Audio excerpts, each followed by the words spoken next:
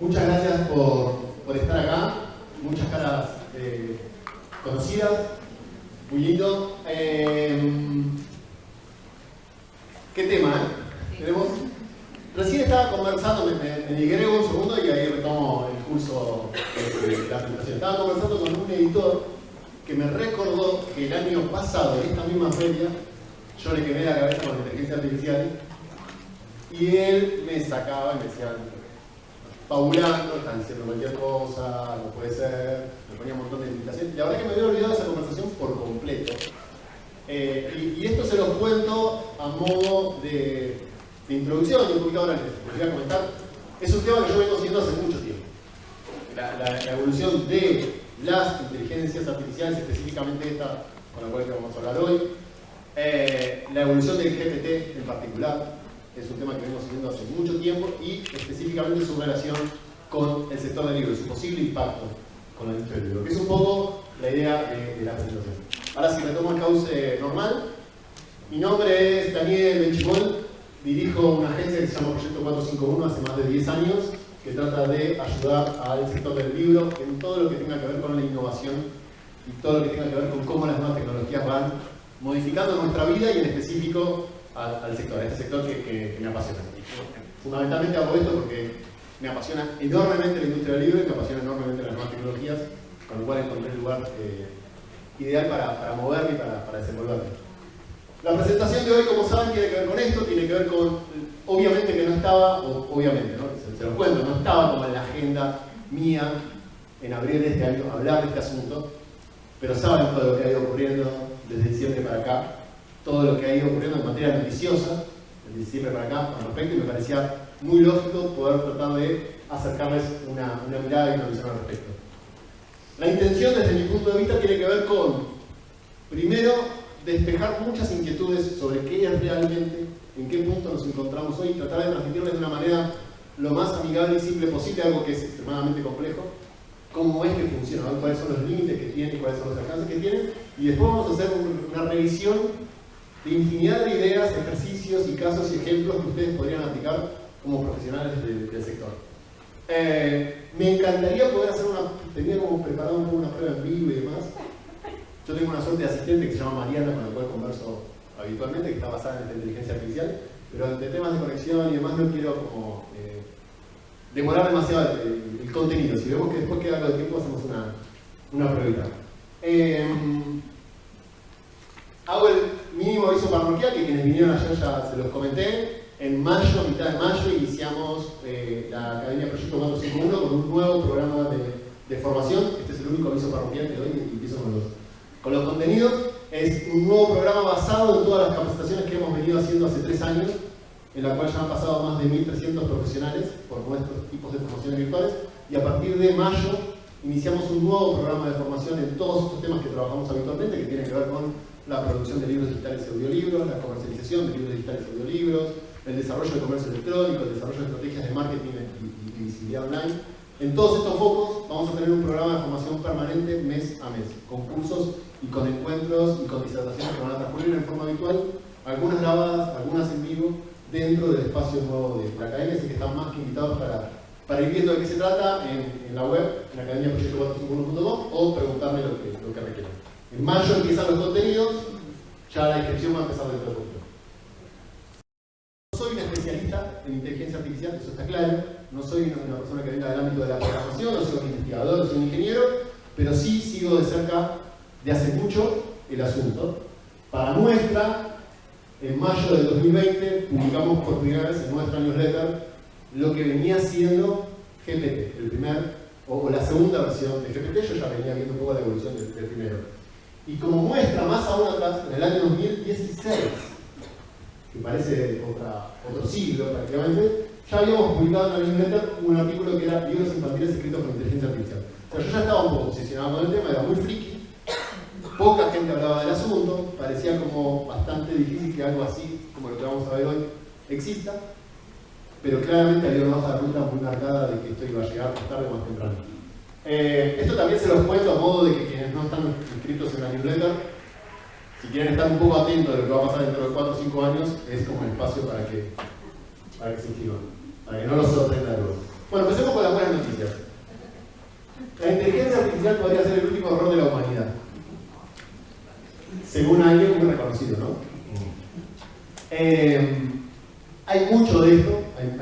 muchas versiones un poco apocalípticas, se nos vienen a la mente Terminator, Matrix y demás apocalipsis. También me gusta mucho ahondar en el asunto y analizarlo y profundizar al respecto. En principio, quienes más saben sobre esto, sobre perspectivas apocalípticas del asunto, no hablan tanto de que vaya a ver una suerte de Terminator, y de hecho van a ver un poquito de por qué esto no es así, o no es plasmable que esto sea así. Pero sí que se viene un caos social o un desorden social importante a partir del acceso a este tipo, y parte también de lo que van a ver que ¿por qué? Hay un artículo de Yuval Harari, que es el autor de Sapiens y de otros libros más. Hay un artículo del New York Times que para mí es de las cosas más interesantes que leí en términos de artículos periodísticos. Y es, ¿sabes? ¿No? Es una eminencia en cuanto al análisis de nuestros cambios históricos y antropológicos como humanidad, que señala esto, que es el lenguaje que manejamos es claramente el sistema operativo que tenemos como humanidad. Es donde desarrollamos nuestros mitos, nuestras creencias, nuestras leyes, nuestras religiones, nuestras artes, nuestros códigos.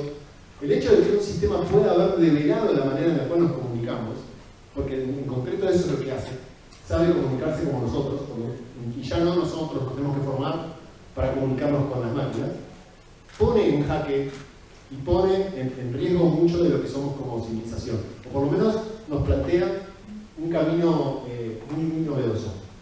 Siguiendo un poco con Yuval, el nuevo dominio del lenguaje significa que las inteligencias artificiales generativas, como se llaman, pueden piratear y manipular el sistema operativo de la civilización. Es muy fuerte todo esto que dice, y lo dice con mucha argumentación y con mucho sentido. Si lo buscan en el artículo de New York Times, es realmente muy bueno. Y hace un análisis para mí muy acertado del asunto y las preocupaciones.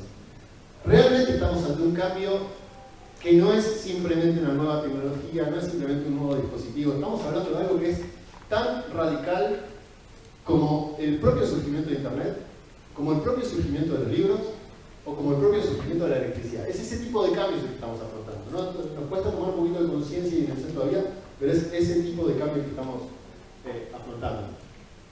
Y el asunto no es tanto saber dónde estamos hoy, que un poco es lo que vamos a ver, sino también empezar a imaginar un poquito cuál es el recorrido que esto puede tener de cara a unos meses, sin irnos al asunto apocalíptico y social, a pensarnos como sector qué tenemos que hacer o qué tenemos para dar en este contexto.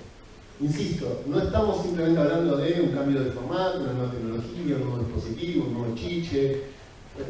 Es un cambio mucho más radical.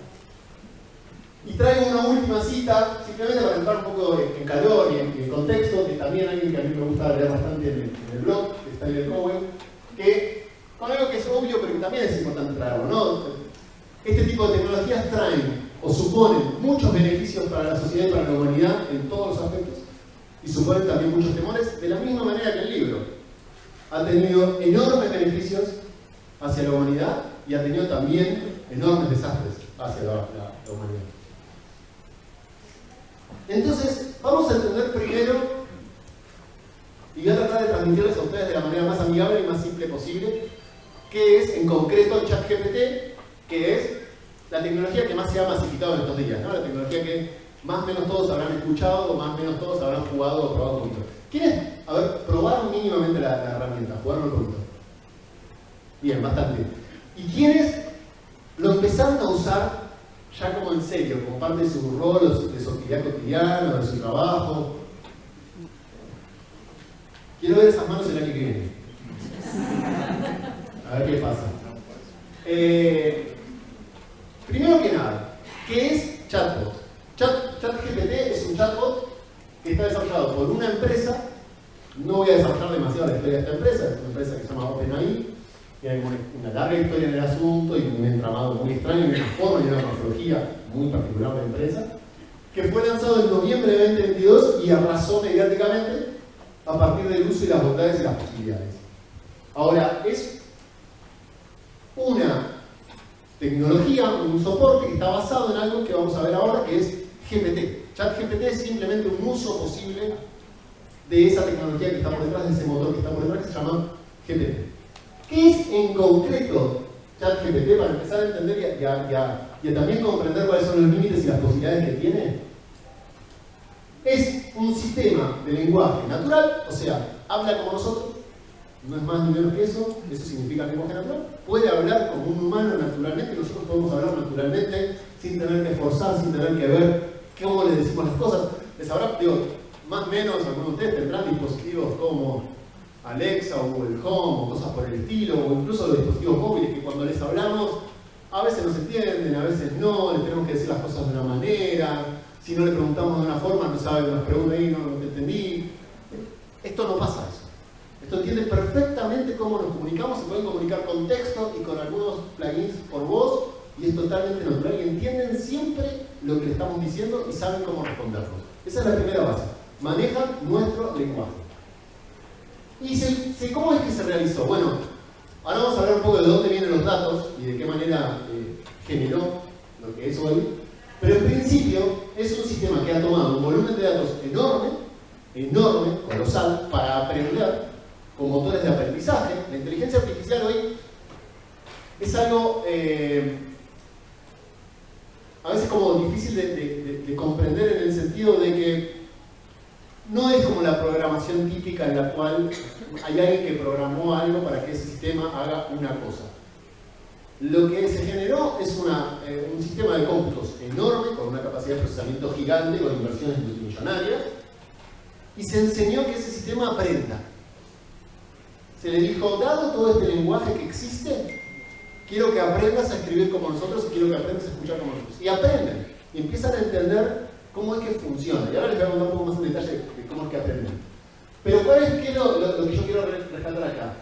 Hay una primera fase de aprendizaje del sistema, y después hay un refuerzo hecho por científicos, en el caso de esta empresa, para ir acomodando un poco las piezas, ¿no? Para ir acomodando los jugadores, como decimos en Argentina, ¿no? Para ir como pegándole y diciendo, ojo que acá estás diciendo algo que no tiene nada que ver, estás alucinando, como técnicamente lo llaman.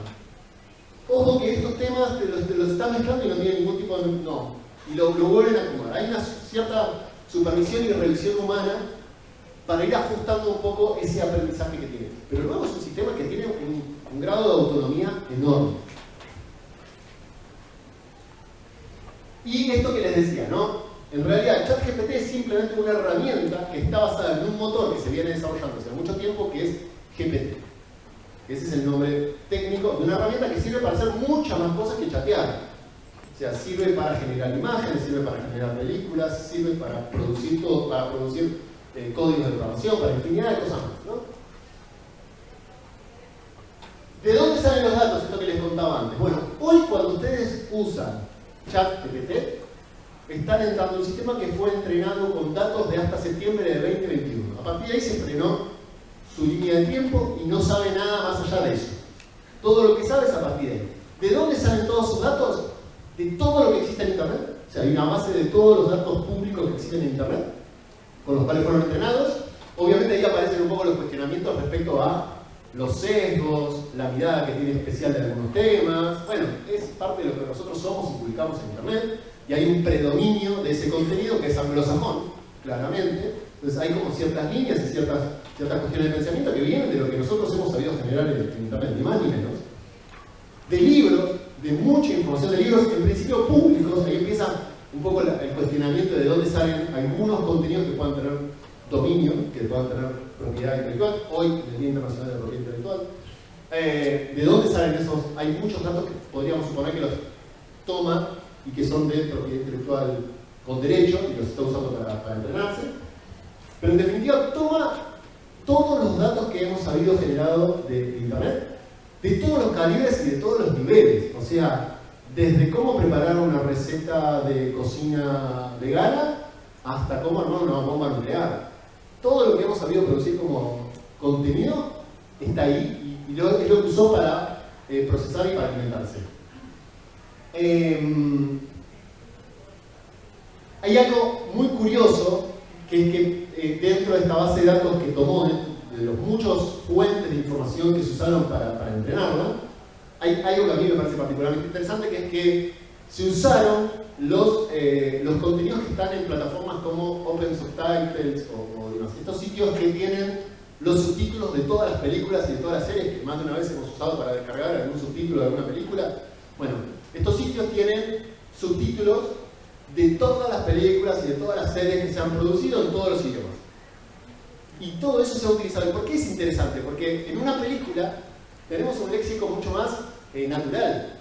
No tenemos el léxico formal que utilizamos incluso cuando escribimos en un blog en internet.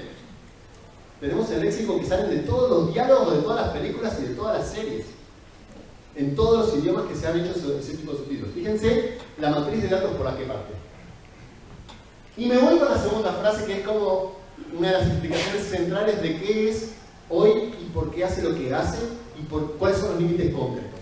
Pero para tranquilizarlos y para ir como al final de la película, no piensa, no entiende. Lo que hace es un cálculo estadístico. Lo que hace es un modelo estadístico que de alguna forma construye lo que viene a continuación de lo que nosotros hemos escrito, o construye lo que viene a continuación de lo que nosotros hemos dicho. Esto es ni más ni menos. Hay una analogía que para mí es muy clara, que es la siguiente, para que entiendan de una forma simple qué es lo que hace. Vienen extraterrestres al planeta, que es lo único que nos falta después de todo lo que está pasando. Vienen extraterrestres al planeta y escriben con luces ópticas o con marcadores o con lo que usen, escriben 2 cuadrados, una X, 2 cuadrados, una X, y los dejan ahí a nosotros para que sigamos. Ah, perfecto. 2 cuadrados, una X, te entendí, ya está, estamos hablando perfecto. No, entendí en cuanto a que configuré la manera en la cual ustedes escriben como extraterrestres, pero no entiendo nada de lo que estamos hablando. Lo que puedo ver es de alguna forma iterar y reproducir tu lenguaje. Ahora, ¿qué te estoy diciendo y qué me estás preguntando? No tengo ni idea. Ni tengo intención tampoco, que es gran parte de lo que le falta. No tiene una intención. Lo que hace es actuar en consecuencia. Que para mí también es interesante porque no es que se está buscando desarrollar una inteligencia que sea como la humana. Es una inteligencia distinta. Hay muchas dudas sobre si nosotros no hacemos algo parecido también. Pero en definitiva es una inteligencia distinta a la nuestra, que tiene muchas capacidades que nosotros no tenemos, que son las que van a ver ahora, y tiene otras falencias, obviamente. No tiene inteligencia como emocional, no tiene intenciones, no tiene objetivos, hay ciertas dudas sobre la capacidad creativa que tiene con respecto a la que nosotros tenemos, hay como matices. Pero en definitiva lo que hace es esto, no entiende lo que hace. ¿Sí? Es más, todo lo que escribe, lo que ha hecho es aprender de nuestro lenguaje y de cómo se escribe el lenguaje. Tiene una base de datos y una base de información enorme, gigante, que no podría tener ningún cerebro humano, y puede responder y hablar sobre lo que fuera. Pero sabe que cuando nosotros le preguntamos algo, viene a continuación algo. Nada más que eso. Hace una estadística de lo que viene a continuación. Si me pedís que escriba como Borges, bueno, estás esperando que yo escriba esto. Ya. Y esa es la estadística. Y lo que hace es traducir cada una de las palabras, cada una de las letras en números, que es su lenguaje. Se hace una traducción, la máquina hace una traducción. En realidad, en este caso, lo bueno, lo interesante es que la máquina hace el esfuerzo de la traducción y no nosotros. Pero la máquina traduce cada palabra y cada carácter en números. Lo lleva a su lenguaje, que son los números. Y a partir de ahí combina, me dijiste 0432, bueno, viene 0582. Listo. Y ahí responde. Es así como funciona, simplificándolo, pero para que entiendan y para que empiecen a percibir qué es lo que hace con los ejemplos que vamos a ver a continuación. Lo otro interesante, esto para que sepan cuando lo usan, no tiene memoria, o por lo menos no tiene memoria a largo plazo. Cuando ustedes, y también para despreocuparlos, cuando ustedes interactúan con el sistema hoy, el sistema interactúa siempre contra su base de datos de septiembre de 2021. Nunca contra lo que ustedes le están diciendo. No está tomando lo que ustedes dicen como aprendizaje, no se guarda nada de lo que ustedes le dicen. Está siempre contrastando contra su base de datos. Y su memoria es muy corto plazo. Muy corto plazo. Ahora les voy a desarrollar un poquito más esto, pero se puede establecer una conversación, después pueden empezar a preguntar y a responder y a hablar y a pedirle cosas, y en algún momento se empieza a olvidar de lo que empezaron a hablar. Esto justamente es lo que empieza a diferenciar la versión gratuita de la paga, y cuanto más paga sea, más capacidad de memoria a largo plazo puede tener el sistema.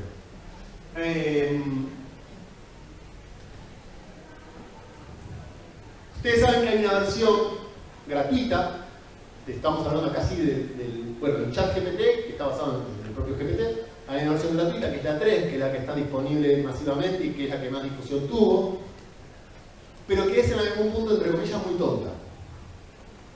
Yo los animo en algún momento, si tienen la posibilidad o si lo han hecho, de probar la versión paga, que es la que nos da acceso a la versión 4, el servicio pago lo que da acceso es a la versión 4 o a la versión 3 sin límites, que también ocurre esto, si no, que a veces está como con cuello de demanda y no nos puede atender. Con la versión paga tenemos libre uso. La versión 4 es realmente muchísimo más inteligente, pero muchísimo más inteligente en su léxico, en su forma de explicar, en su forma de realizar los temas, en su exactitud y en su precisión. Estos errores tontos que han transcurrido un poco mediáticamente, estas equivocaciones, estos sesgos, la 4 no los tiene. Es realmente una inteligencia muy superior en esto. Y esto era un poco lo que les contaba antes. Su memoria, en la 4, que es como la más evolucionada, alcanza a unos 50 páginas de texto. Ese es un poco el volumen que tiene hoy, ¿no? Que está medido en tokens. Los tokens son números, y son estos números que traducen los textos con los cuales vamos conversando. Pero en definitiva, a partir de las 50 páginas se empieza a olvidar de lo primero de lo que hablamos. Si yo le dije, a partir de ahora quiero que seas Borges, y quiero empezar a hablar con vos como si fuese Borges, y no se lo volvía a insistir esto a lo largo de la conversación, en algún punto se olvida de este concepto inicial del que partimos. Entonces es importante que lo sepan cuando van. Digo que tanto la versión gratuita como la paga se vaya expandiendo cada vez en memoria, en servicios y posibilidades. Es anecdótico esto, ¿no? Lo otro que pasa es que el sistema nunca duda en responder nada. Nunca duda en responder nada, siempre se cree el genio absoluto y nosotros le preguntemos lo que le preguntemos, nos va a responder. Generalmente muy bien, en algunas otras ocasiones hará un poco de sarta y va, pero pregunta y a ver si pasa. Pero no repregunta, que es parte de los propios cuestionamientos. Acá lo interesante es que es el OpenAI que les contaba, es una empresa que está desarrollada por científicos y en principio estuvo inicialmente desarrollada sin fines de lucro, no se rían, pero ese era como el principio inicial, y entonces está desarrollado por un corpus de científicos que documentan y publican todo lo que hacen, todo lo que están trabajando, todos los límites que encuentran, todos los problemas con los que se han ido encontrando, está todo, ¿eh? Yo leí mucho de eso y es increíble porque ellos mismos se sorprenden muchas veces de cómo funciona el sistema. A veces no entienden por qué funciona tan bien, a esos niveles. Y un poco saben de esto, saben que es un sistema que no repregunta, saben que es un sistema que en alguna instancia podría decir, pero ¿vos me estás diciendo esto o esto? No, ¿qué manda? Una fruta y va, si pasó, pasó. Pero debería preguntar, y es un poco lo que están trabajando. ¿Por qué es tan importante esto hoy? ¿Qué es lo que pasó en lo concreto en esto? Y espero que haya quedado más o menos claro de cómo funciona, ¿no? ¿Qué es lo importante? Lo primero, el crecimiento de uso fue exponencial. O sea, este tipo de inteligencias ya se venían desarrollando, ya existían, ya estaban dando vueltas, había papers, había documentos, había tecnologías, había herramientas. El asunto es cuando se masifica. Que hay quienes cuestionan por qué se masificó sin pedir permiso y sin preguntar, como si hubiesen desparramado vacunas contra el COVID, vamos a ver si funciona, esto es un poco así, pero el desparramo es inédito. 1 millón de usuarios en 5 días, cuando redes sociales como Instagram tardaron 75, o cuando redes como WhatsApp, que todos tenemos y todos usamos, tardaron meses. 100 millones de usuarios en 2 meses, Spotify tardó 55, ¿quiénes no usan Spotify? Tardó 55 meses en masificarse, o en llegar a 100 millones de usuarios. 2 meses nada más le tomó este sistema. O sea, la escala que está tomando de masificación, la escala de uso, es enorme. ¿Por qué? Porque es muy simple, es un chat. Sobre todo el chatbot, ¿sí? El resto tiene otras tecnologías que son un poco más complejas, son un poco más inaccesibles. Pero el chat es un chat que está ahí, que todos lo tenemos en todos los dispositivos móviles. No importa de qué clase social seamos, no importa qué recursos tengamos, tenemos un dispositivo móvil y tenemos acceso a internet. Luego, las capacidades económicas que tiene una empresa semejante, ¿no? Que tiene más recursos que todas las reservas del Estado argentino, o más o menos. No es que sea mucho tampoco, pero para una empresa es un montón.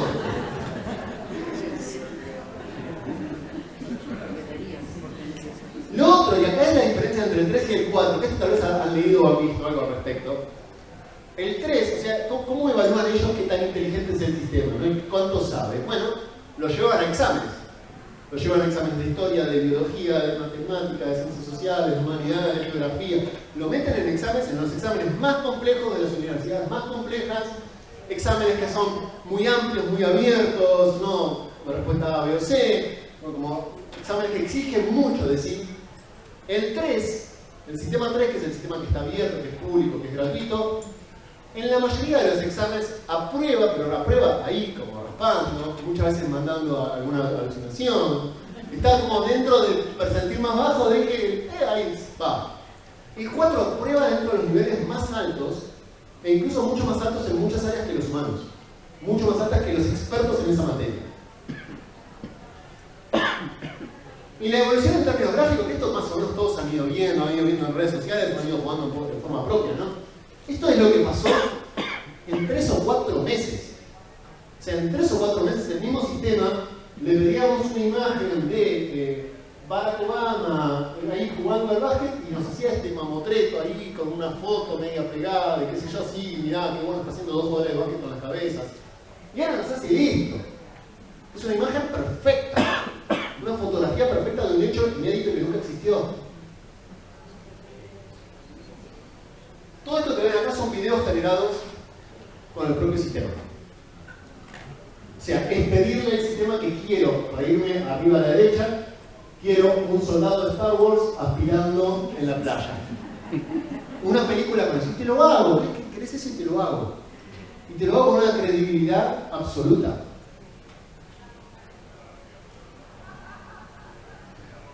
El sistema hoy, si les interesa ir por esa vertiente, uno de los sistemas más interesantes y más lindos en términos de películas y animaciones es Runway, que hace este tipo de cosas, hace muchas cosas. O sea, además de generarnos a partir de texto, le podemos decir, quiero un soldado de Star Wars en medio de la playa jugando con 2 niños, que hace una película con eso.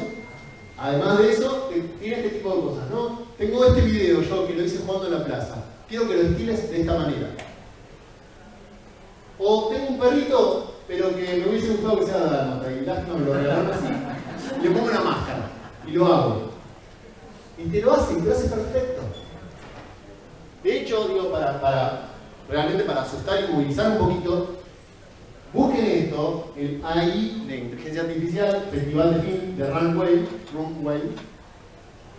Es un festival de películas hechas con inteligencia artificial en donde están los ganadores. Pueden ver 10 cortos, son películas cortas, generadas en forma combinada. O sea, acá entra una línea muy finita entre cuánto de eso fue inteligencia artificial y cuánto de eso fue humano. Hay como una tensión ahí, pero en donde hay un uso muy fuerte de la inteligencia artificial y donde son cortos increíbles, impactantes, potentes, con historias interesantes, que podrían haber hecho por un humano perfectamente. Por un humano al 100%, digamos, ¿no? ¿Qué es lo otro interesante que pasó en estos últimos meses? Yo les decía, el sistema aprendió hasta septiembre de 2021. Bueno, a partir de acá se abrió la puerta. O sea, a partir de acá, el sistema se puede conectar, ustedes, sobre todo ahí sí están usando algunos servicios pagos, pero se puede conectar contra lo que ustedes quieran. Contra libros, contra contenidos que tengan en cualquier lugar, contra bases de datos propias de ventas, por ejemplo, contra información personal que ustedes tengan, contra su propia agenda, lo que quieran. O sea, no se olviden que hay como 2 facetas en esto. Una es cuánto sabe de estos temas, ¿no? Lo ponemos contra un examen de matemática, cuánto sabe de matemática. Eso es una cuestión. Ahora, lo más interesante, más allá de que eso ya es muy alucinante, es que sabe hablar como nosotros. Y que sabe entender el lenguaje. Entonces, esa es la base central de él. Y es la base central de lo que nosotros le podemos dar nuestra información y a partir de eso, hacer algo. Esto acá yo les doy el ejemplo con Zapier, que tal vez algunos de ustedes conocen, que es como una herramienta para conectarse contra otras herramientas. Nos pueden conectar chatbot contra el Gmail, chatbot contra su Google Docs, chatbot contra PDF, contra servicios que quieran. Un ejemplo, un poco friki, pero muy interesante, es esta aplicación, que era una aplicación que venía un poco border, así como todos se cuestionaban un poco para qué va a servir, pero cuando se vinculó contra ChatGPT empezó a tener un color interesante, que es Rewind. Rewind es un servicio que ustedes instalan en la computadora, en Ganas, y va registrando absolutamente todo lo que hacen. Registra todo lo que hacen en el día en forma privada, no lo está subiendo a internet ni nada, está guardando que ustedes enviaron un correo a una persona, que le mandaron un correo a otra, que chatearon con alguien por WhatsApp, que vieron una película, que abrieron este Excel, que hicieron esto. Va grabando, grabando, grabando, grabando, grabando, grabando, grabando. Lo conectan contra el chat GPT y a partir de ahí, supongo que este proceso lo hicieron durante 6 meses, le dicen: ¿te acordás con quién hablé en marzo de este tema? Sí, mirá, fue con este, le mandaste este mail y pasó esto otro. ¿Cómo se llamaba la peli esta que vi en febrero, que no me acuerdo que trataba? Sí, acá está. O sea, usar nuestra base de datos con su motor de inteligencia de lenguaje. Hoy, en concreto, yo considero que es una herramienta tremenda y que creería que dentro de un año de verdad muchos de ustedes van a levantar la mano y van a decir: sí, yo lo uso a diario. Para distintos usos que vamos a ir viendo ahora, que cada uno le encontrará. No es una inteligencia como la humana en absoluto, pero es una inteligencia que tiene una velocidad 100.000 veces más rápida que la de nuestro cerebro. Y es una inteligencia que tiene un volumen de datos sideralmente más grande que cualquiera de nosotros podemos tener.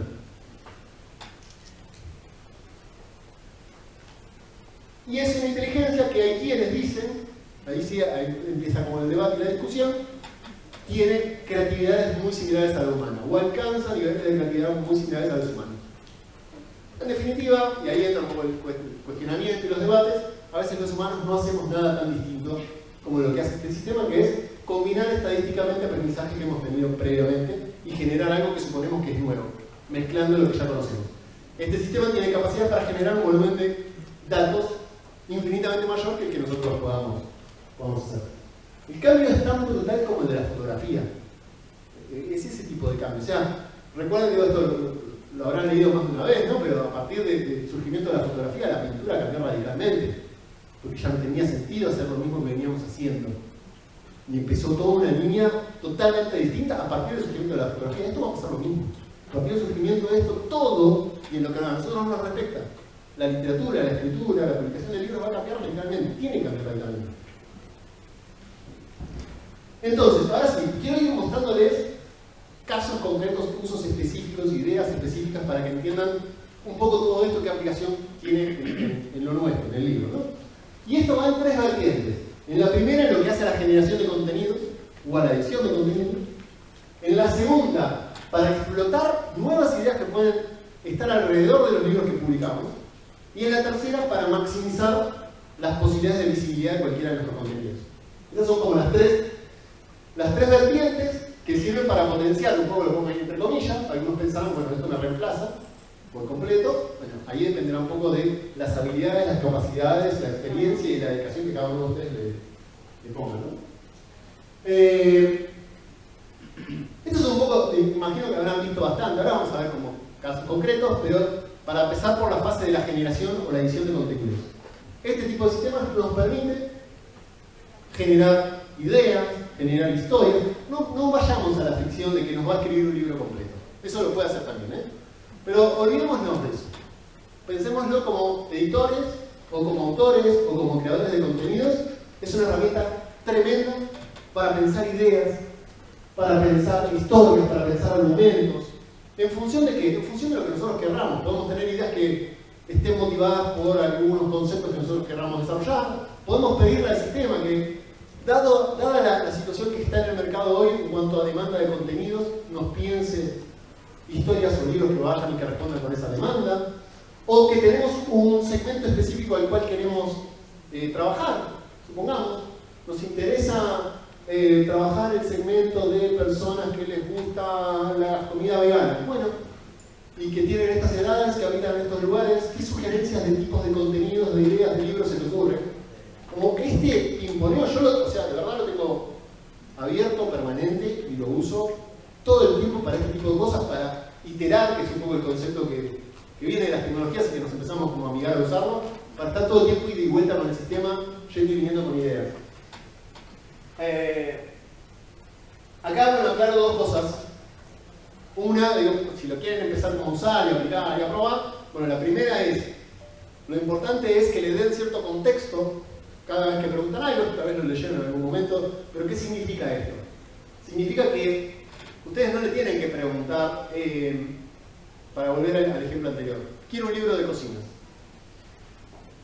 O sea, ¿qué significa quiero un libro de cocina? ¿Qué me estás queriendo? Es como, de pronto se encuentran con alguien en la calle, porque piensa en eso, ¿eh? Se encuentran con alguien que sale del metro, hola, ¿qué tal? Quiero un libro de cocina. No sé qué te tengo que responder, no tengo idea. Entonces, necesita ese contexto, y es lógico que lo necesite como lo necesitamos nosotros como humanos, mucho más la máquina. Necesitamos decirle, mirá, queremos publicar un libro así, para este segmento, en este formato, me interesa que tenga estas cualidades, va a ser escrito, todo lo que le puedan aportar como información, y cuanto más mejor. Sí, ¿querés esto? Sí, perfecto, te voy a dar. Y lo otro es la iteración, o sea, a partir de la respuesta que nos dan, ustedes pueden ir y venir todo lo que quieran. ¿Sabes qué? Lo que dijiste no me sirvió para nada. Otra cosa. Sí, perfecto, a ver si va por acá. Esto me gustó un poco más. ¿Podemos hacer 10 versiones distintas de esto? Sí, ahí va. O sea, ese ida y vuelta es clave. Que ahí está un poco el secreto de nuestro futuro trabajo, de uno de nuestros futuros trabajos. Entonces, ¿qué es lo que podemos hacer? Podemos generar temarios. Es fabuloso para generar temarios. Quiero generar un temario sobre la historia de Argentina entre 1850 y 1860 que abarque todos los hechos políticos. Sí, perfecto, mira, te recomiendo que si quieras que tengas estos temas. De hecho, para esta presentación yo le dije, quiero hablarle a un sector de libros sobre estos temas. ¿Cuál te parece que tendría que cubrir? Sí, perfecto, este es el temario de una presentación de este tipo. ¿Cuánto va a durar? 1 hora. Mira, te conviene hacer esto.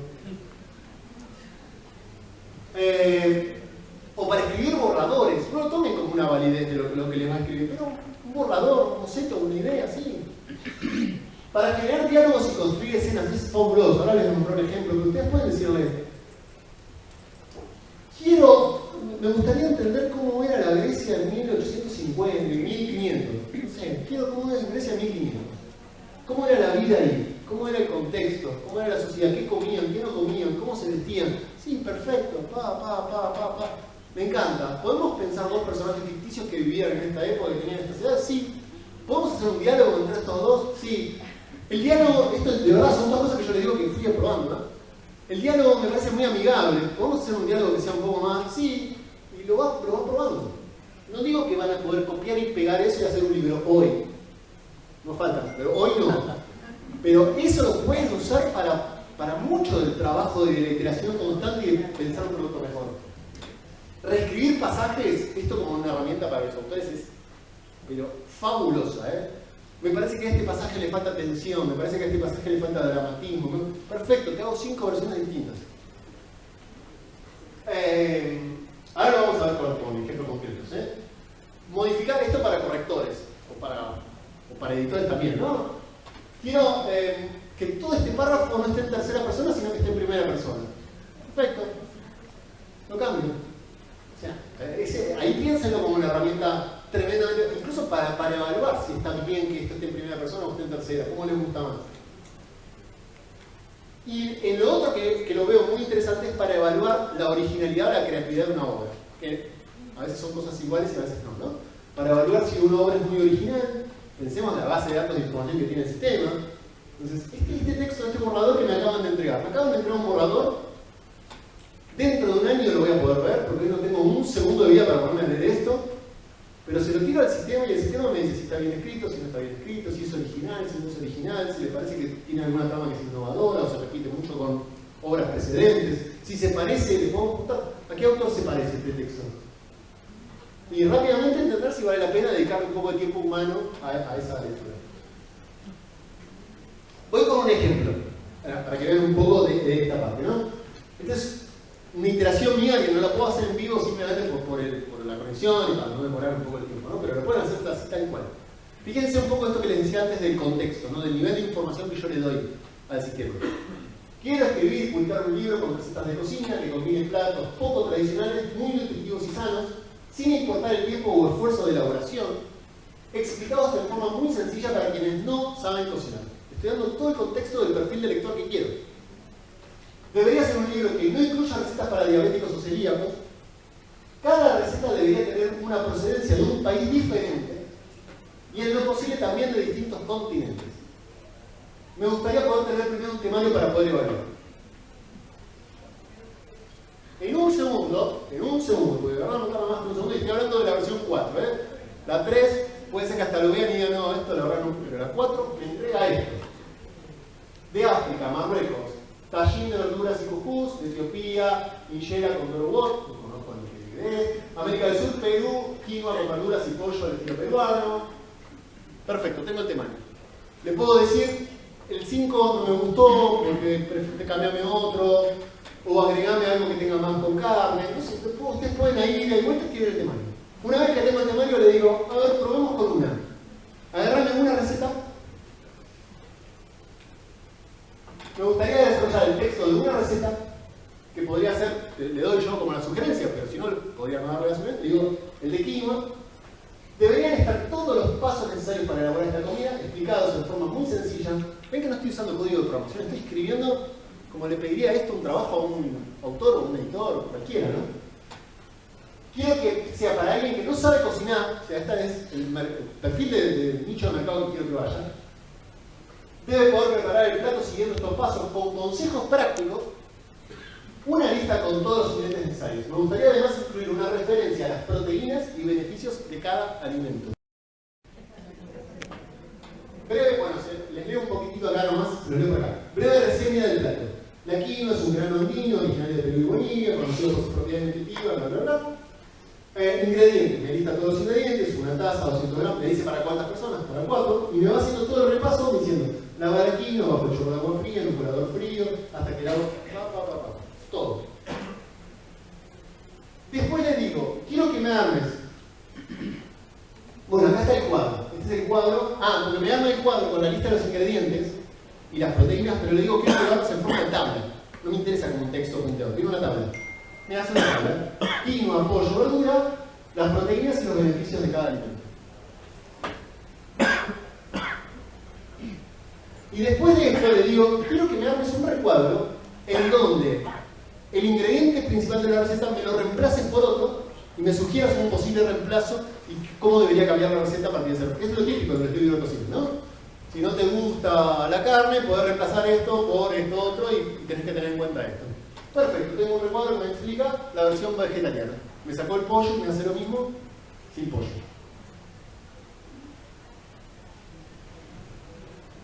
¿Se dan cuenta, no? O sea, acá la pregunta es, ¿qué sentido tiene una editorial de cocina cuando este recurso empieza a masificarse cada vez más? Pero no porque vayan a desaparecer, sino porque claramente se tienen que repensar. ¿Cuál es el sentido de que alguien vaya a comprar un libro de cocina? Probablemente puede ser que lo tenga, pero hay que pensar, va a ser otro. La información, o sea, yo acá, esto lo puedo extrapolar, puedo decirle que a partir de esto, porque acá yo estoy buscando específicamente que me desarrolle un producto editorial, pero podría decirle, quiero que esto me lo armes en un calendario de 30 días con una receta para cada día, y que me mande cada una de esas recetas por correo, y que cada día tenga la receta con las cosas que voy a comprar. Y ya empiezan a haber integraciones, esto más afuera que nuestro ámbito, integraciones con comercios electrónicos, con compra de ingredientes. Sí, comprame todos estos ingredientes y la puedo preparar esta noche. O sea, ¿cuál es el sentido? No digo que lo vaya a dejar de tener, pero ¿cuál es el sentido que tiene un libro físico? ¿Cuánto podemos mejorar o producir o repensar los productos o una línea de productos a partir de esto? De pensar ideas, pensar temarios, pensar objetivos. Porque yo acá podría decirle, ¿y quién es el lector de este tipo de libros? ¿Y cómo puedo llegarle con la estrategia del mercado? Ahora vamos a ver un poco esa faceta. Me voy a un ejemplo de ficción, ¿no? ¿Cómo estamos? Le dije, quiero escribir un libro de ciencia ficción basado en viajes en el tiempo de una persona que visita México en el año 1400. Hasta acá no es que le estoy diciendo, quiero que me lo escribas, ¿eh? Estoy pensando en esto, una idea de ciencia ficción de alguien que viaja en el tiempo y se encuentra en México en el año 1400. Me gustaría tener una descripción de la vestimenta que se emplea en aquel entonces, así como también ciertas costumbres en el día a día y la alimentación. Y me desarrolla cómo se visten los hombres, cómo se visten las mujeres, cuáles son las actividades culturales. Esto sí, lo puedo buscar en otro lado, sí, pero el nivel de velocidad, precisión, información que tengo acá para entender un poco y para introducirme en un ámbito, en este caso real, pero podría ser ficticio. Podría decirle, quiero crear una sociedad que tenga estas particularidades. Y después le digo, imaginemos que el protagonista viaja desde el año 2020 y se encuentra con dos personas, una de sexo femenino y otra masculina. Podría podrías darle un nombre a cada una y escribir una rutina de vida de estas personas desde que se levantan hasta que se acuestan? Y me inventa los personajes con nombres que se usan en la época: Sitiai, Iquau, Temor. Y con una rutina cotidiana desde 6 a 9 de la noche. Que yo le podría decir, me parece que es una rutina muy simple, me gustaría como más profundidad en esto, no que me digas nada más que participar en actividades comunitarias a las 8, sino que, ¿pero qué significa?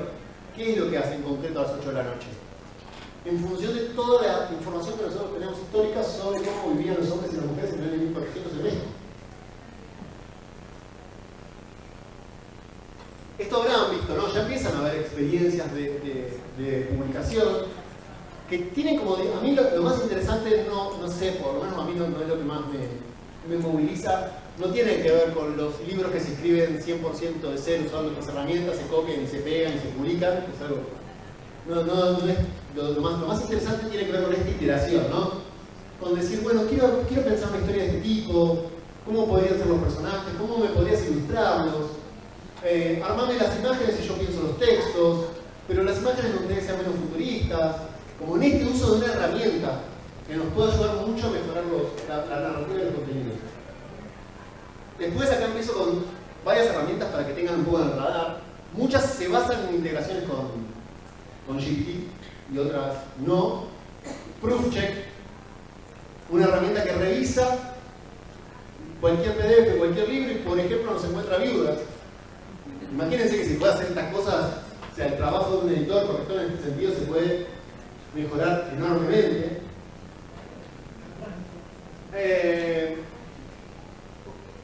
Hay algunas herramientas que tienen más foco en lo académico, como Rackstar, que lo que hacen es, por ejemplo, darnos un resumen de ese texto que nos acaba de enviar un académico para ver de qué va el libro y para ver si vale la pena trabajar esa investigación o no, o explorar libros o contenidos que están relacionados con esa investigación que me acaban de enviar, o que me señale cuáles son los aspectos claves de una historia antes de ponerme la leer. Piensen en el tiempo de ahorro que tenemos en esto, ¿no?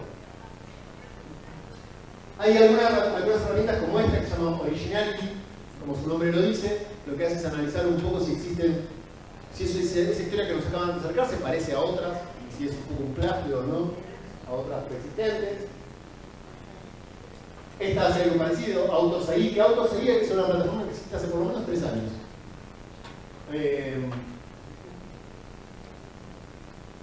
Y después incluso empiezan a aparecer, que esto ya se los doy como una beca de negocio, por si sienten que su trabajo está siendo desplazado, editoriales o servicios editoriales como este de Bookside, que empiezan a ofrecer servicios hacia autores o servicios hacia empresas en el momento de producir libros, utilizando mucho este tipo de tecnologías, ¿no? Que se ofrecen ya como expertos en el uso de estas tecnologías para mejorar una producción editorial. Digo, para que se den un poco los servicios que ofrecen y demás y piensen un poquito. Y voy a un nivel más, acelero un paso más. Tal vez esto han también visto como alguna noticia o algún artículo dando vueltas, hay algo que se llama AutoGPT, que lo que hace, y esto pueden hacer una prueba así muy rápida, la prueba gratuita es un poco limitada, pero pueden probar y ver un poquito. Lo que hace es esta iteración humana que yo les sugerí, que es lo interesante para hacer, lo hace bastante automático y de forma sola. Entonces, ¿qué es lo que yo le dije? Les leo porque se ve un poquito ahí, pero les leo. Le dije al sistema escribir novelas de romance. Acá fíjense que poco contexto, poca información, solamente eso, escribir novelas de romance, se acabó. La respuesta que me da es: perfecto, voy a agregar 3 tareas. O sea, es como una cosa muy autónoma, ¿no? Es como un robot que empieza a decir, bueno, ¿qué tareas tengo que hacer para esto que me pediste? Primera tarea, análisis de datos de mercado para identificar tendencias actuales en novelas de romance. Segundo, generar tramas y personajes de romance de acuerdo a este análisis. Tercero, escribir y editar novelas de romance utilizando técnicas de copywriting y redacción creativa. Primero, empieza con el mercado.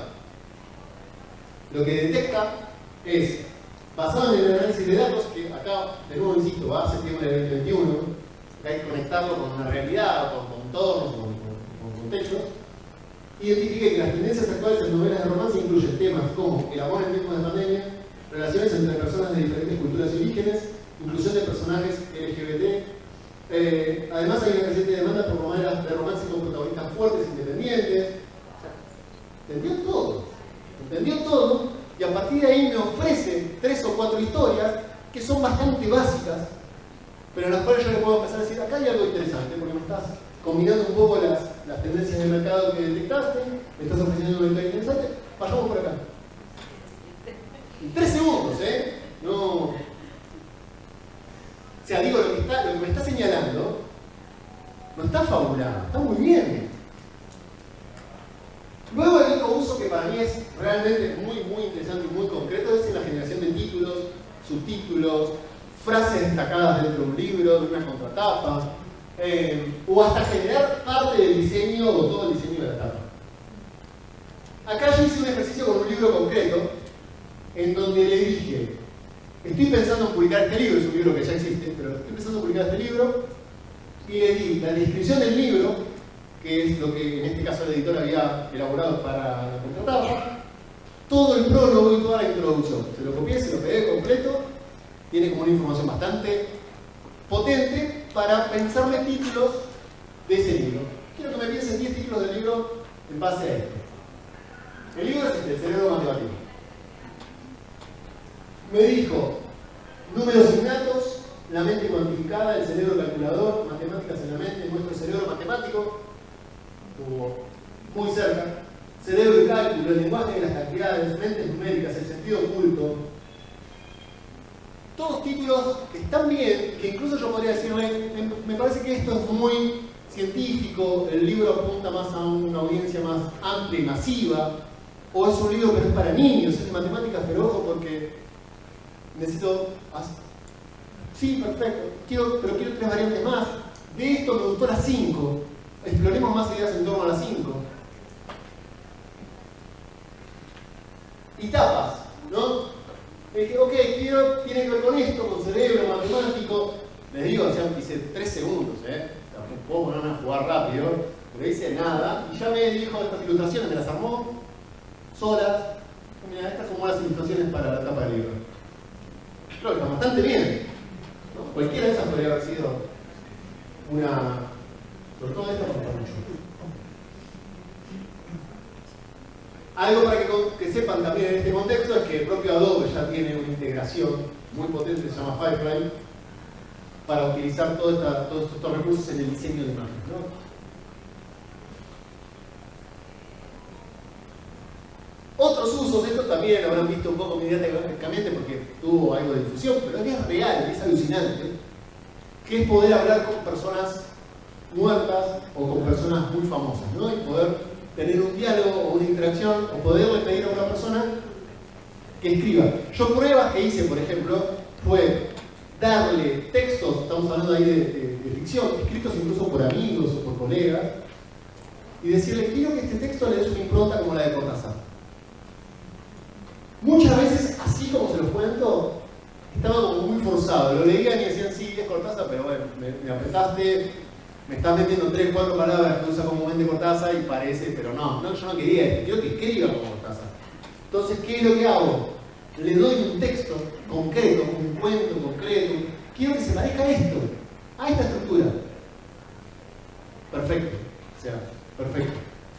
Toma exactamente cuál es la precisión que quiere. Hay todo que tiene que ser como indicaciones bastante precisas. Y después hay otra faceta para mí muy interesante, que es, esto lo pienso yo como subproductos, como productos que pueden pensar. Ustedes tienen el producto libro, supongan que quieren seguir haciendo los libros como lo hacen hasta ahora, y tienen el producto libro y lo comercializan tal cual, pero pueden pensar alrededor de ese libro infinidad de ideas y recursos que estén, que complementen a esa obra en papel. ¿Por qué no poder tener un libro de historia con el cual yo además pueda tener la posibilidad de conversar con los personajes que aparecen ahí? ¿Por qué no pueda tener un libro que además tenga un complemento? Digo, puede ser físico, digital, podría haber una web que complemente, pero un complemento en el cual tenga toda la historia detrás de lo que se cuenta en ese libro. Y es muy fácil de elaborar y decir, tengo este libro que ficciona una novela que ocurre en el año 1800. Quiero que me hagas un texto que describa cómo era ese mundo, para que cualquier persona se pueda meter en este universo, además de leerlo a partir del libro que estoy publicando. O hablar con estos personajes, que acá un poco es lo siguiente. Hay herramientas, acá les cuento una que a mí es una de las que más sencilla me pareció, que se llama FileChat. FileChat, ustedes le tiran el PDF, lo escanean por completo, y a partir de que lo escanean por completo pueden hablar con el contenido que está en ese PDF. Entonces pueden decirle que o adopte la mirada, la perspectiva de alguno de los personajes y empezar a hablar con ese personaje, o pueden hacer preguntas que hagan en la historia. Y esto piénsenlo como un servicio de cara a los lectores, como un complemento de información de cada una obra. Yo creo que para lo que es el ámbito escolar, sobre todo, poder tener la posibilidad de hablar, de chatear con San Martín, con Sarmiento, con Belgrano, es un recurso pedagógico impresionante, impresionante. Y los sistemas se emulan muy bien en base a toda la información que tenemos de esos procesos. Emulan muy bien su perspectiva, su imagen, sus conceptos, sus gustos. ¿Qué te gustaba comer?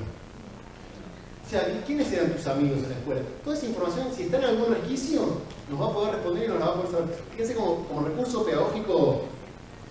En este caso yo le tiré Harry Potter, que es como lo más básico, y le pregunté que me diga los gustos, los intereses, que además me cuente su apariencia física. No es que me hace una respuesta de comida integral. Me analiza el texto y me dice, sí, mirá, Harry Potter es descrito como un joven delgado, con cabello negro, desordenado, ojos verdes, una cicatriz en forma de raya en su frente. O sea, puedo hacer este tipo de preguntas de cualquier contenido que ustedes tengan. Y vuelvo al caso de las recetas. ¿De acuerdo? ¿No? Les dije, quiero que me haga recetas de comidas étnicas de cada uno de los países, con ingredientes sanos, teniendo en cuenta personas que son celíacas, etcétera, etcétera. Todo eso me tomó 10 minutos tomando un café en el medio.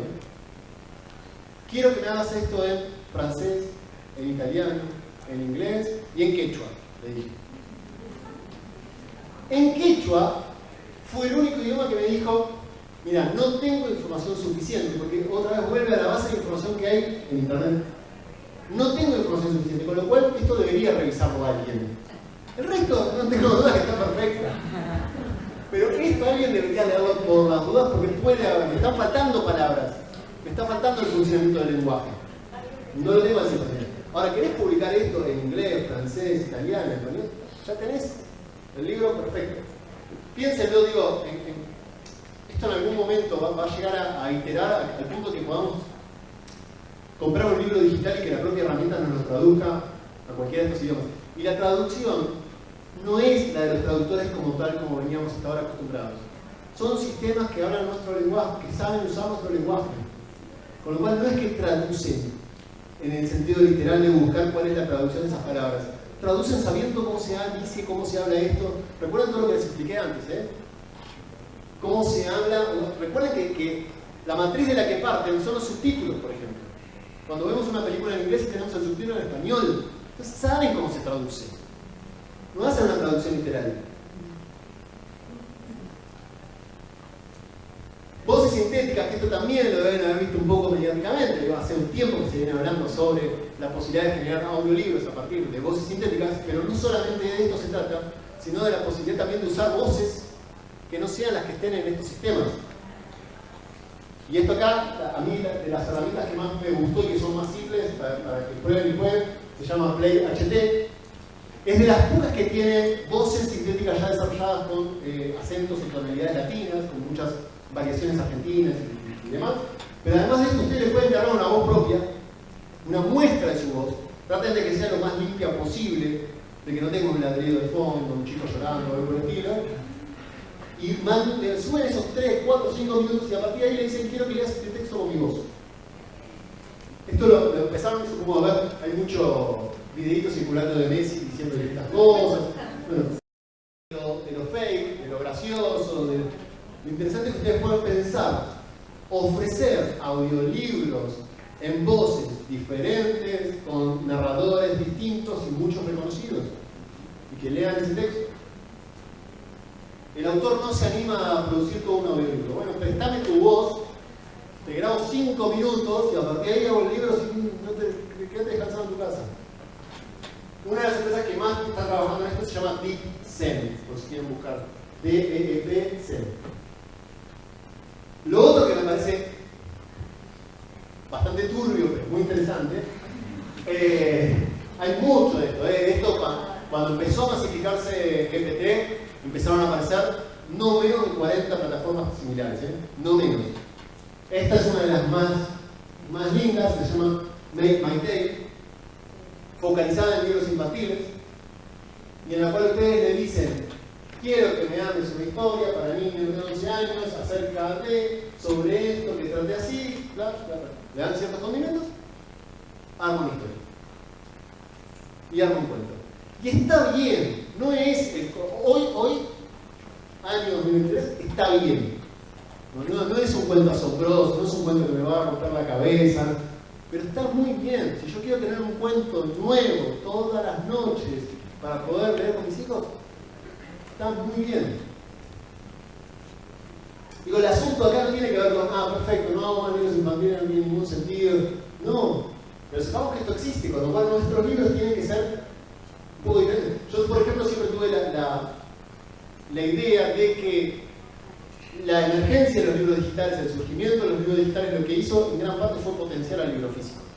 Fue obligarnos a hacer un producto mucho más sofisticado, obligarnos a diseñar mucho mejor las portadas, a cuidar mucho más los detalles del formato, a que el objeto físico que íbamos a empezar a vender tenga un valor como tal mucho más elevado para poderlo ofrecer también. Acá pasa lo mismo, digo.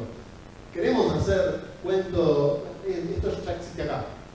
Esto nos va a obligar o a exigir a sofisticar mucho más las historias, la gráfica, el producto. No es que van a desaparecer, o a pensar servicios de este tipo. Después, el otro uso que para mí es extremadamente valioso es el tema de los metadatos. Extremadamente valioso. Ustedes, así como yo hice el ejemplo de diseño de títulos y portada, misma información, descripción del libro, sumario, prólogo, introducción. Quiero que me digas cuáles son las palabras claves, cuáles son las categorías tema, cuáles son las categorías visa, cómo deberías clasificar este libro, de qué manera, y me da sugerencias que son muy acertadas. Muy acertadas. Este es un trabajo, la verdad, muy valioso. Acá hice con el mismo ejemplo de libro, les leo como el primero, ¿se acuerdan del cerebro matemático? La primera categoría que me señaló es divulgación científica, luego ciencias cognitivas, luego psicología matemática, luego neuropsicología. Perfectas. El otro recurso que me parece... El otro recurso que me parece súper interesante, que lo probé mucho y funciona increíble, es el del bibliotecario o librero virtual. Tiene un ejemplo que se llama Librarian, pero más allá de eso, prueben este, o hay algunos más, y ahora les voy a mostrar una herramienta para hacer estas cosas, que ustedes le pueden, les voy a mostrar directamente la herramienta siguiente, esta, que se llama ChatBase. Esta herramienta se integra contra ChatGPT, ChatBase, se integra, es muy fácil, o sea, es extraordinariamente fácil. Le dan la URL de la página web de ustedes, de la tienda de comercio de ustedes, en donde suelen tener título del libro, autor, descripción, en ocasiones sumario, ISBN, precio, una información básica. Cuanto más información tenga esa web, mucho mejor, pero le dan esa información. Yo lo hice con la página de Fondo de Cultura de Argentina. Lo único que hice fue darle la URL. Esta es la página de Fondo de Cultura Argentina. Es una página que tiene unos 5.000 libros, revisarla completa, tarda unos minutitos, vuelve y me dice perfecto. Y ahí tengo un chat de prueba en el cual le digo, estoy buscando comprar un libro de historia argentina. Hay varios títulos de historia argentina disponibles. ¿Te gustaría que te promocione alguno? Sí, por favor.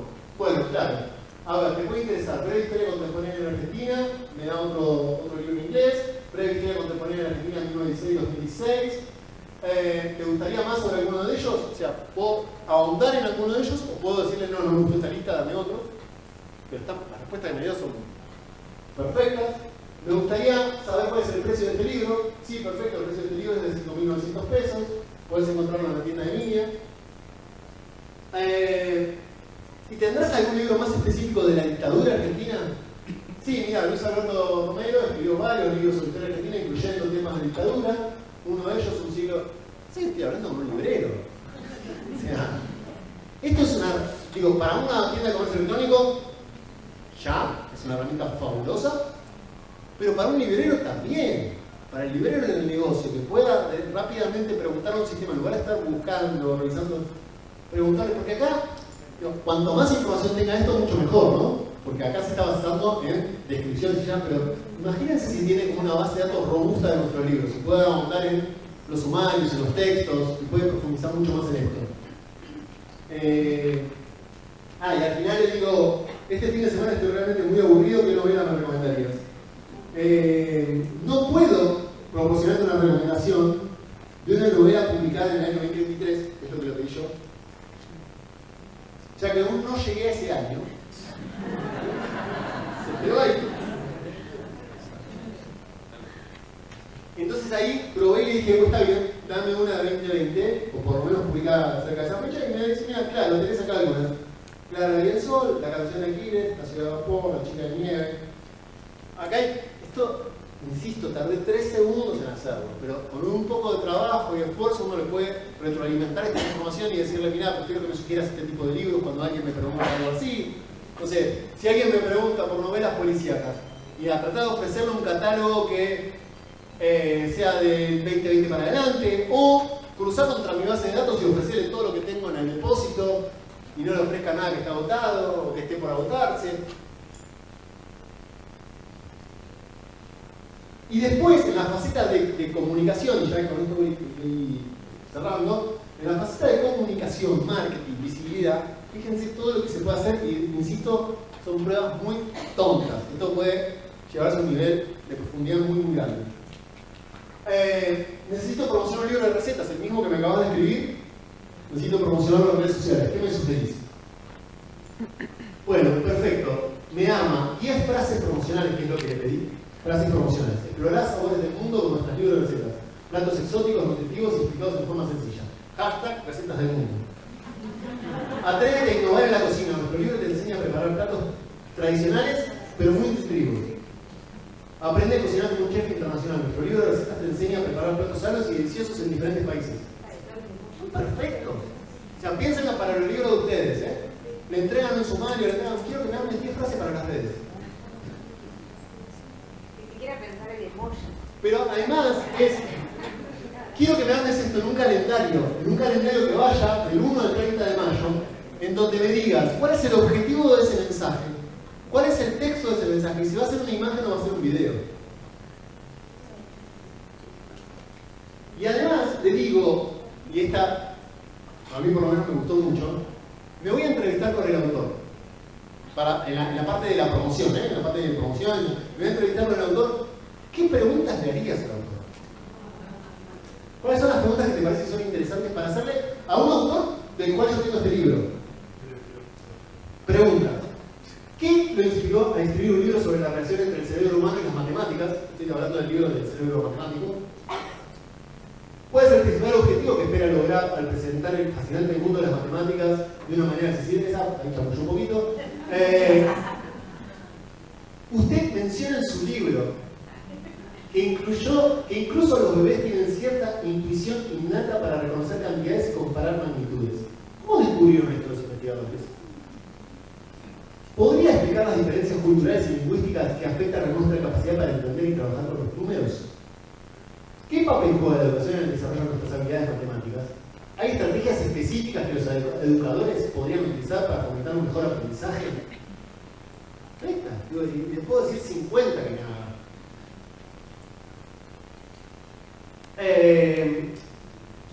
Y después, y esta es también como más nivel avanzado, le digo, me gustaría que me ayudes a escribir el guión de un video para promocionar este libro. Deberían destacarse las recetas, estoy vuelto con el ejemplo de las recetas, debería destacarse que las recetas son muy sencillas, que son sanas, que se detallan las propiedades de los alimentos en cada receta. El anuncio tiene que estar destinado a mujeres de entre 25 a 40 años que nunca aprendió en la cocina. Y es muy importante cerrar el video con un texto que señala que el libro se encuentra a la venta en las librerías. Perfecto. Primeros 5 segundos, imagen de una mujer joven en la cocina mirando a la cámara con una sonrisa. Narrador, siempre te pareció que la cocina era muy compleja. Empieza, me arma el guión completo, yo le puedo decir, está un poco serio, lo quiero más divertido, lo quiero más dramático. Va armándolo, quiero que haya un chiste. ¿Entiende chistes? ¿Se acuerdan que siempre se hablaba un poco de la idea de que detrás de la inteligencia estaba el humor, de que si no era capaz de entender? ¿Entiende chistes? Ustedes le ponen una imagen graciosa, que esto es posibilidad de 4, ¿no? Que entienda imágenes. Le ponen una imagen graciosa y le decís, ¿qué es lo gracioso de esto? Y lo entiende. ¿Qué es lo absurdo que está detrás de esto? Y lo entiende. Y el último de estas ideas o posibles usos, que es algo que incluso nosotros como agencia hemos explorado hace unos años atrás, la posibilidad de analizar datos de ventas y de predecir curvas de ventas, o de analizar la evolución del mercado, de todo lo que ustedes tengan en términos de datos de venta, facturación, visitas a la web, o todo lo que tengan en términos de esa información, se puede analizar de una manera, de una escala mucho más fuerte. Acá sí es el terreno nativo de estas herramientas, poder analizar datos de esta manera, mucho más fuerte de la nuestra. Entonces, le podemos dar y que nos diga, bueno, ¿qué oportunidades ves acá? ¿Qué análisis haces de las curvas de venta de los últimos 3 años? ¿Cuáles son los puntos clave que te parece que están ocurriendo? ¿Cuáles son los géneros que debería estar trabajando? ¿Por qué te parece que este tipo de libro está con todo tipo de preguntas de esta misma manera? Basada en la información que ustedes tengan. Vuelvo al punto, cuanto más datos tengan, más precisos sean, obviamente que esto va para abajo. Bueno, creo que no mucho más. Muchas gracias.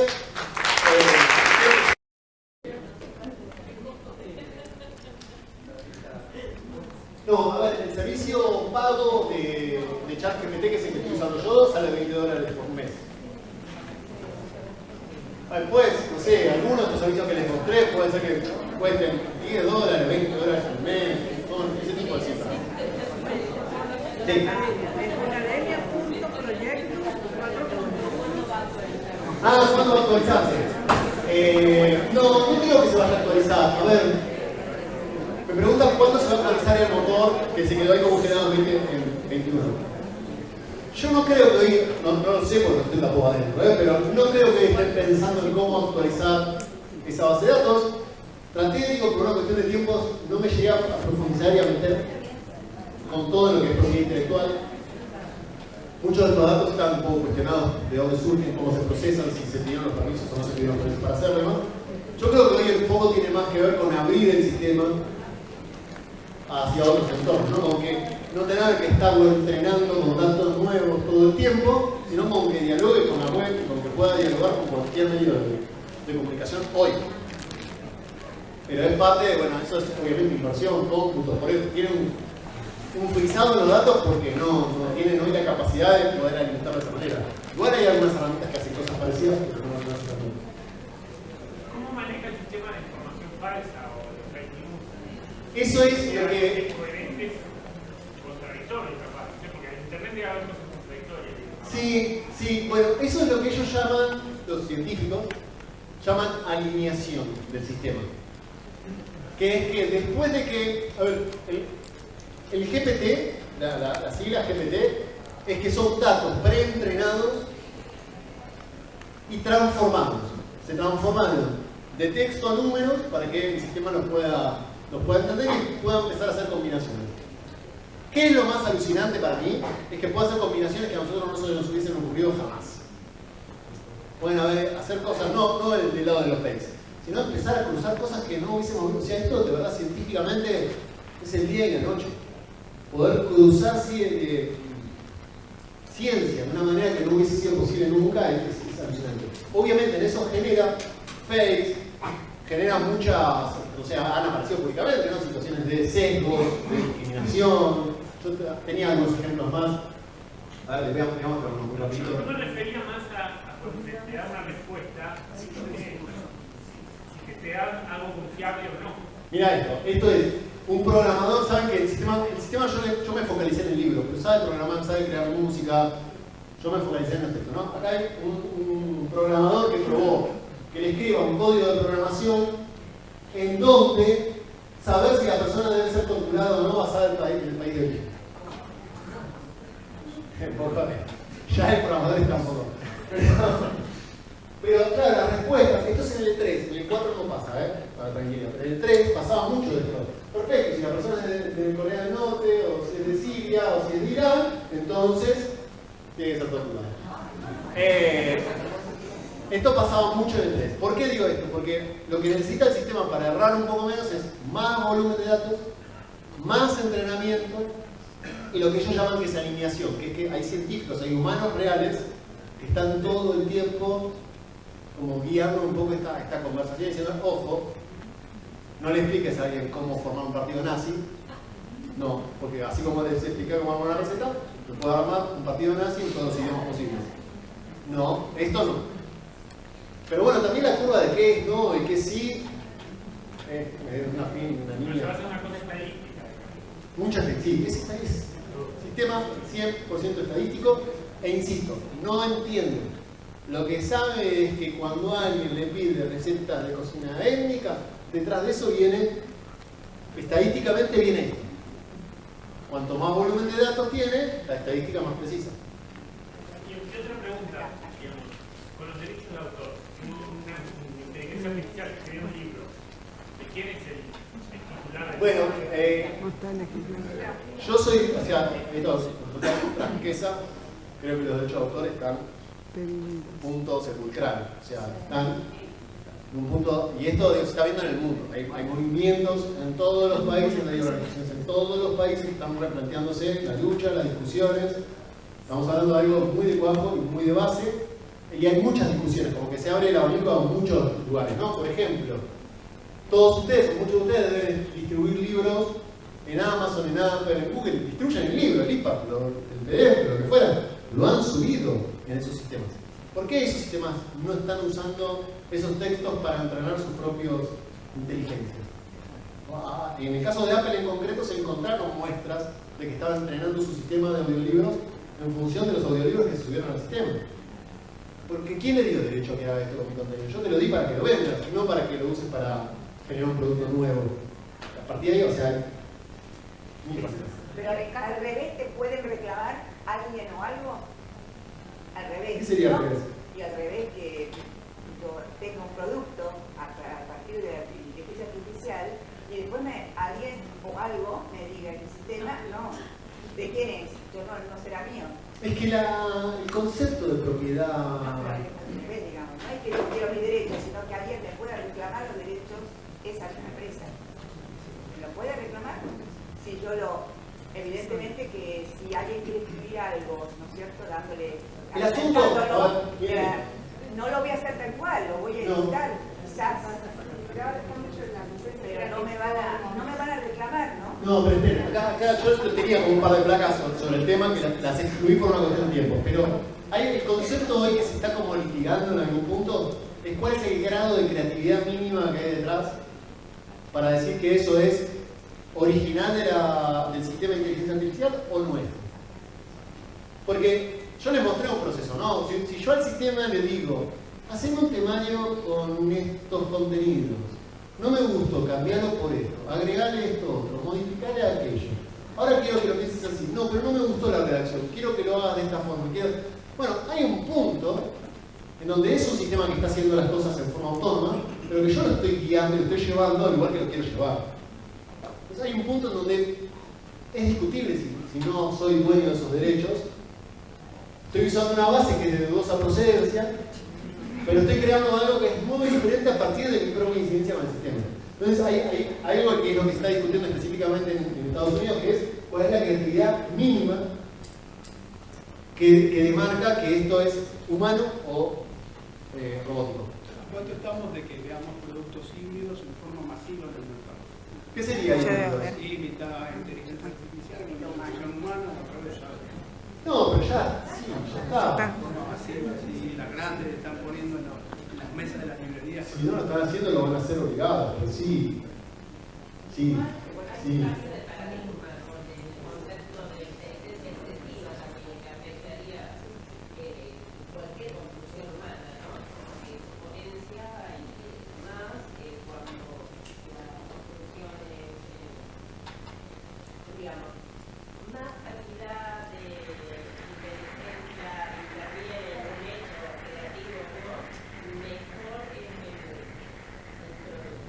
mejor o no, no lo sabemos, pero sí es más, sí.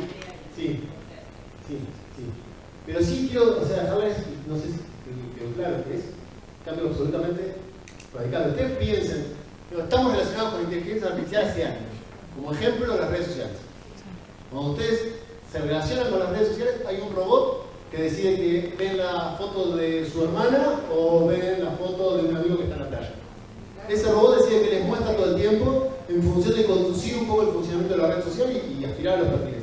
Y sabemos todo lo bueno que tiene eso en términos de comunicarnos, de relacionarnos, de potenciar nuestras relaciones humanas y todo lo negativo que ha tenido eso.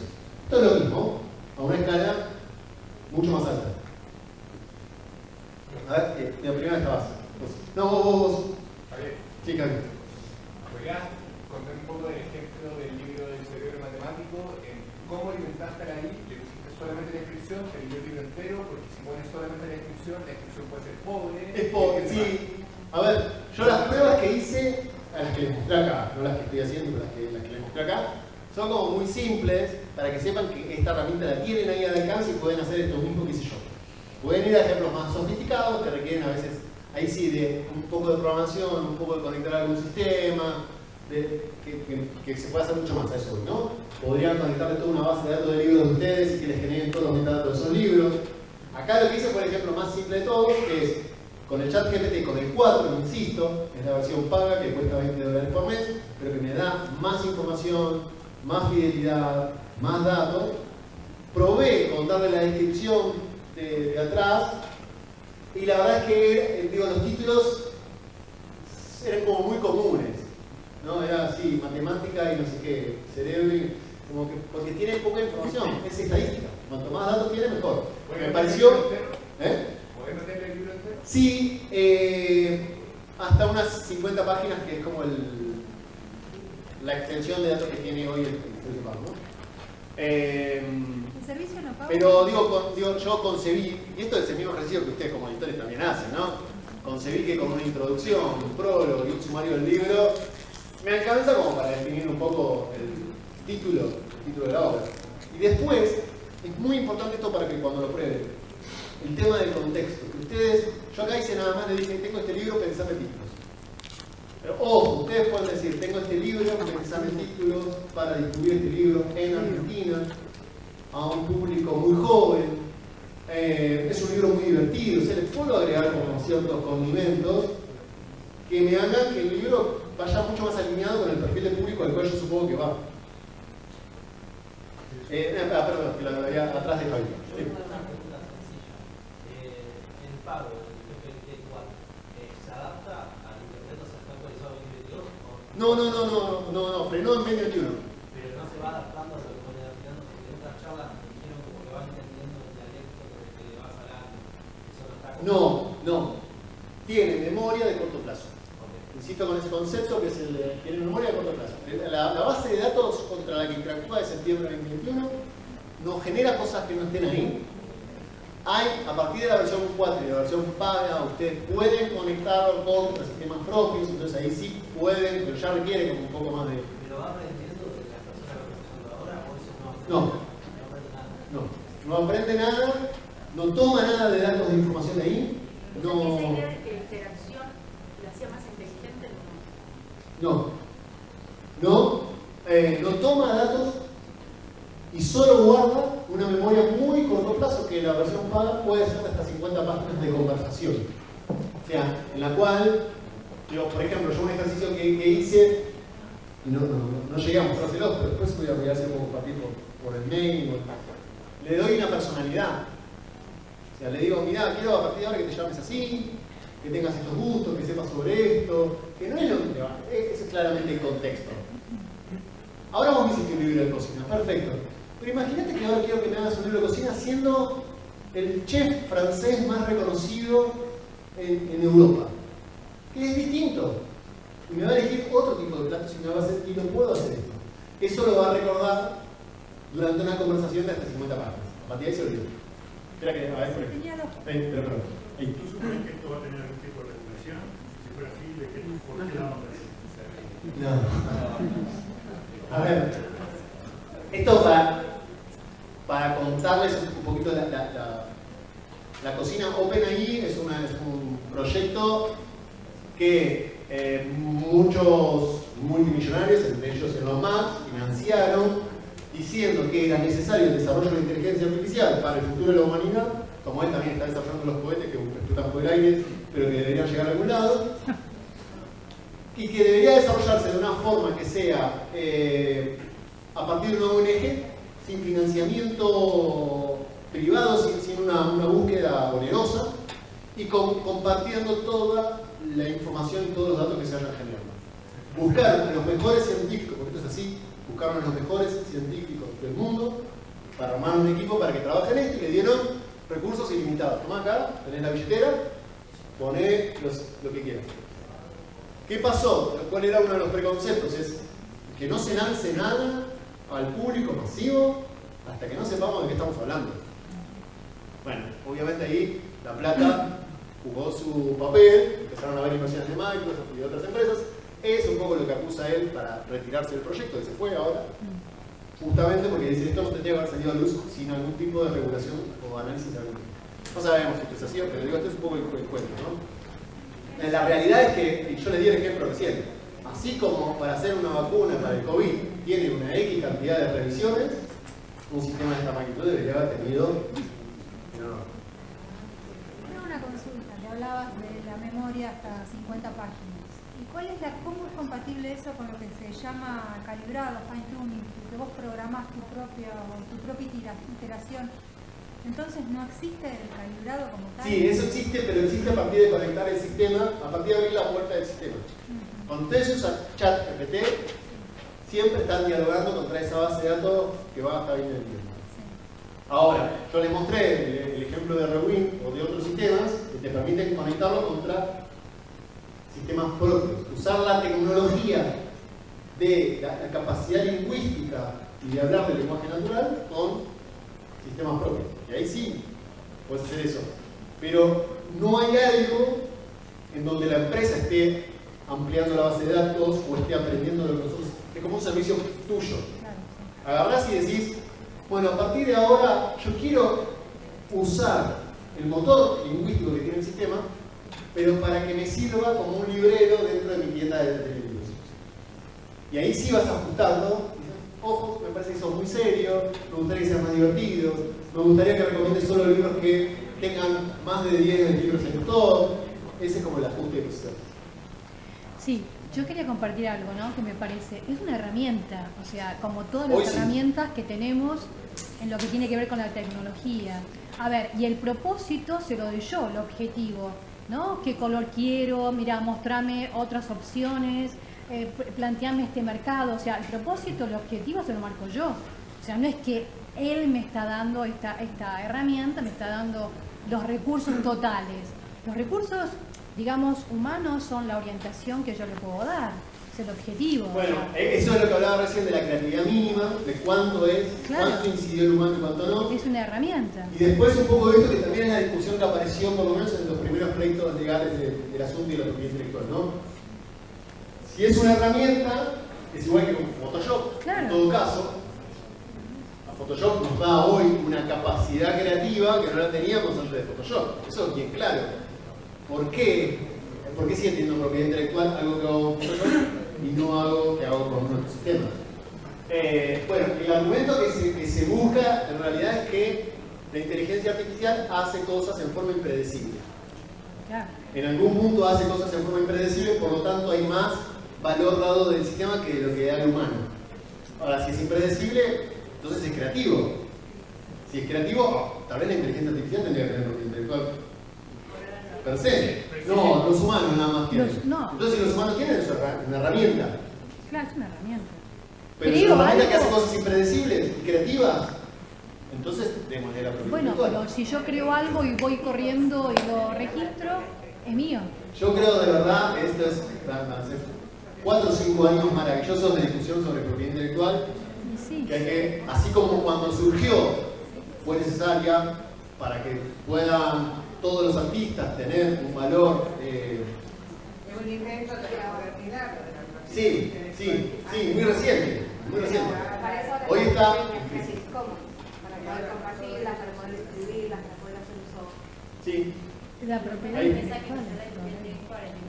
Estamos, sí, ahí. Ya nos debíamos muchas discusiones, imagínate a partir de ahora. Ahora es, pero es que no hay que reescribirla por completo, no sirve para nada, lo que está ahora no sirve nada. Leí hace poco que una competencia de fotografía en Alemania, el premio, que otorgaron a un libro por inteligencia artificial, la autora dijo, no es mío, lo hizo a través de una inteligencia artificial. Bueno, ese es el ejemplo. No hay respeto porque en Alemania salieron que no había propiedad intelectual, que este premio debería ser desierto porque no se podía premiar a la inteligencia artificial. Claro que todos los artículos académicos que citen, que mencionan claramente cuál es el uso que se le dio, son válidos. El asunto es cuando no está citado correctamente, cuando no está mencionado correctamente el uso como herramienta. Entonces tenés ya un montón de artículos científicos que dicen, escritos, acá dicen, escritos por ChatGPT y el autor. Y es un artículo de científico. Última que ya nos están echando ya. ¿Quién? ¿Hay un?